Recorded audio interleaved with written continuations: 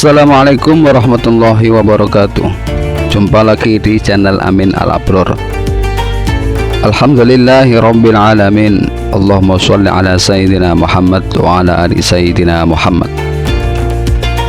Bersyukur kepada Allah subhanahu wa ta'ala, bersalawat pada baginda Rasul Muhammad sallallahu alaihi wasallam.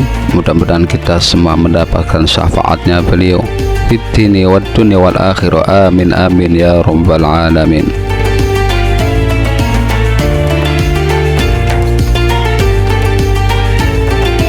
Kisah Kiai Barseso. Kiai Barseso nama yang melegenda dalam hasanah dunia Islam.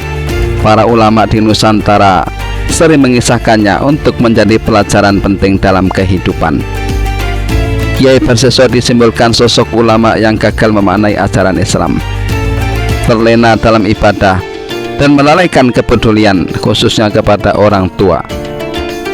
Banyak yang belajar agama seringkali salah arah dan gagal memaknai dan menyelami ruh agama.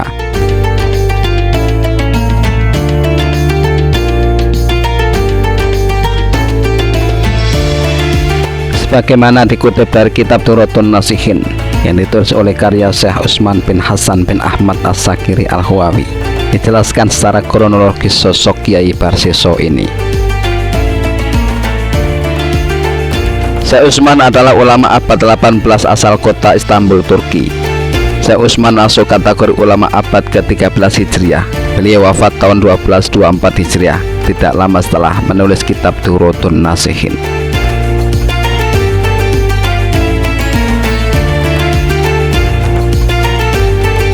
Kiai Barseso adalah ahli ibadah yang sangat masyhur.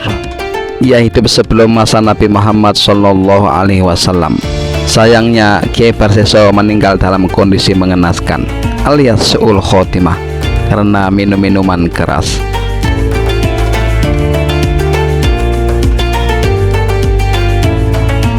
Kiai Barseso adalah seorang ahli ibadah yang taat. 220 tahun lamanya dia mengabdi kepada Allah subhanahu wa ta'ala. Ia tak pernah melakukan maksiat dalam sekejap mata pun. Dia seorang ulama yang mempunyai 60.000 santri. Ke-60.000 muridnya bisa berjalan di atas awan karena kepandaian dan barokahnya serta karomahnya.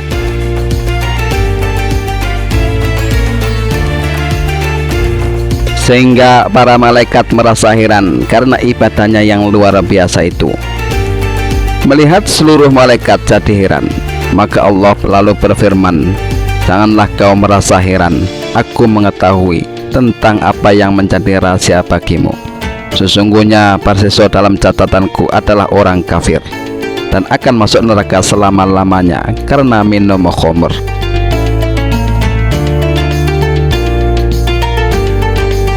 Iblis yang mendengar firman Allah itu merasa bergembira.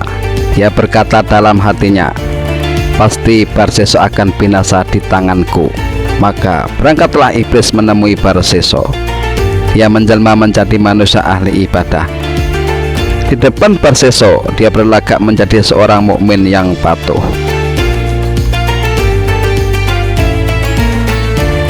Lalu iblis menemui Kiai Barseso. "Siapakah engkau dan apa tujuanmu datang kemari?" tanya Kiai Barseso kepada iblis. "Aku adalah seorang ahli ibadah, datang ke sini untuk menemanimu beribadah kepada Allah," jawab iblis yang menjelma manusia itu.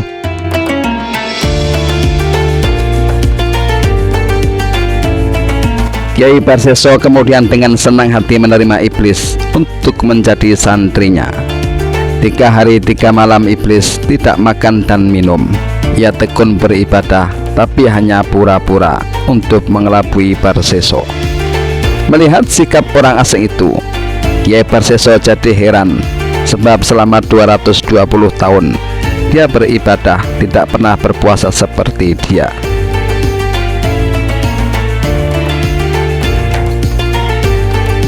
"Aku beribadah selama 220 tahun tetapi tak pernah melepaskan makan minum seperti engkau," kata Kiai Barseso. "Aku pernah melakukan dosa. Jika aku ingat dosaku itu, maka aku jadi bertobat. Tidak makan, tidak tidur, dan tidak minum," jawab iblis.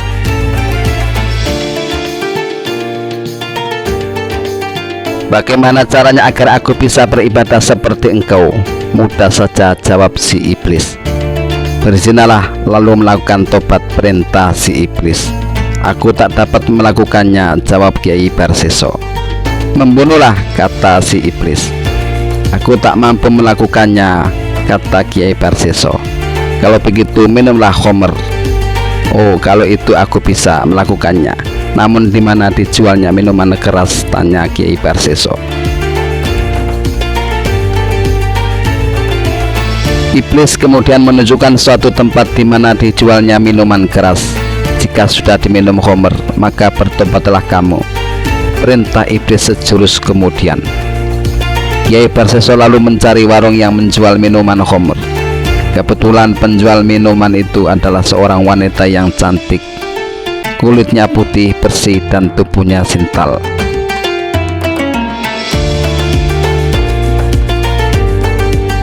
Kiai Parseso lalu membeli beberapa botol minuman khamr. Diminumnya sekalian di situ, lantas mabuk. Tak sadarkan diri, rupanya dia kehilangan akal. Demi melihat penjual yang cantik itu, maka Parseso memperkosanya.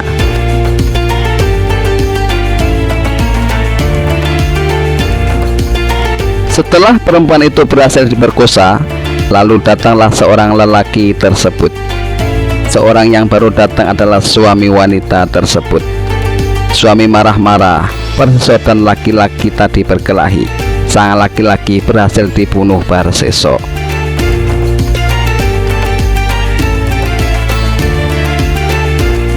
Iblis yang melihat kejadian itu lalu melaporkan kejadian itu, yakni pembunuhan lelaki tersebut. Iblis menjelma jadi manusia sebagai saksi. Dia menghadap hakim. Hakim memanggil Parseso si pembunuh.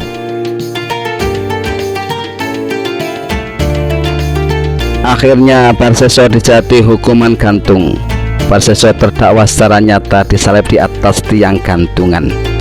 Tatkala itu iblis tertawa-tawa dan berkata, "Wahai Parseso, aku telah berusaha menggodamu selama 220 tahun dan agar kau disalib di tiang gantungan. Maka aku akan bisa menolongmu jika kau mau bersujud kepadaku."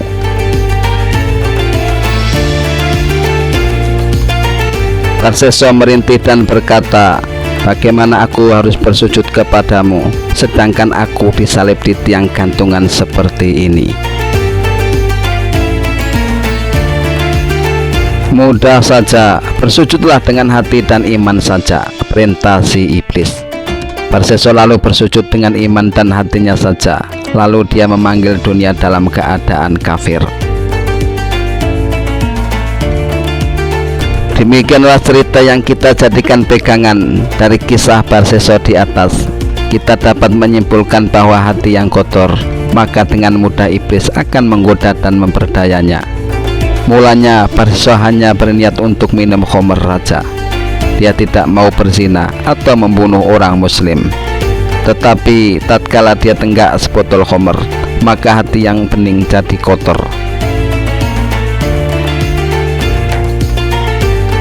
Demikian mudah sekali iblis membisikkan kata-kata, "Berzinalah." Lalu Parseso berzina.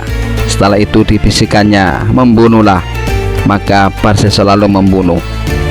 Itu tandanya, ini buktinya bahwa jiwa yang telah kotor akan mudah sekali berbuat kejelekan.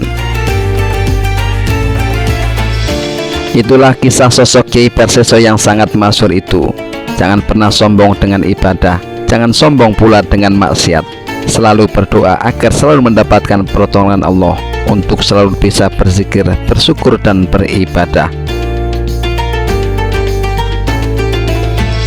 Inilah sepenggal kisah Kiai Parseso.